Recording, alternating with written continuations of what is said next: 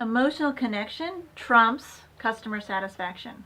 There's a great HBR article that talks about the concept that emotional connection matters more than customer satisfaction, and I completely agree. And this is why, this is how this breaks down. When you have an emotional connection, you have a relationship, you have a bond that people don't want to break. There's value in that relationship, right? So when a brand screws up, when, let's say, you get a product and it's wrong or it's broken, customer satisfaction, you're not satisfied by that result. So you get in touch and they make it right. But when a brand goes awry, because of emotional connection, we tolerate the break in customer satisfaction.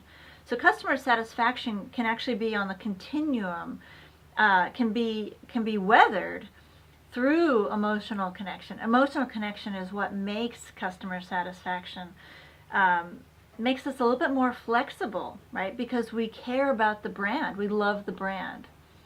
So an example of this is, like Uber. I love Uber. I love Uber's experience, and the app, and it's was my preferred brand, right? And then Uber stood for something and got behind something that I could not align myself to, and I had to choose and be decisive about severing my relationship to the brand, or no longer being a customer. Is an easier way to say that, less severe way to share that, right? And I was so disappointed because I loved it.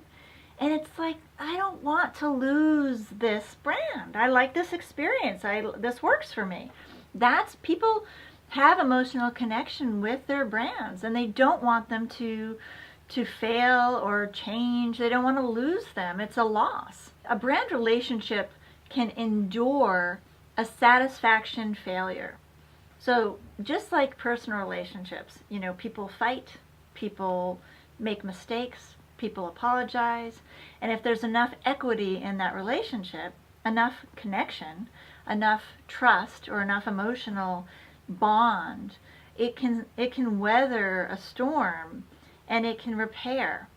So that's why emotional connection is far more valuable to create than customer satisfaction. Customer satisfaction also is a measurement of the transaction more so than the overall relationship. It's a measurement of transactional, the net result of a series of transactions. So inherently, it is less valuable than emotional connection. Bottom line is focus on establishing emotional connection. Be clear on what you stand for, where you resonate, where is the empathy to your target audience, where are your peeps, and build that love, build that emotional connection, that relationship, so that when there is a failure, because there will be a failure, no brand is perfect, and people aren't perfect, and relationships endure impact.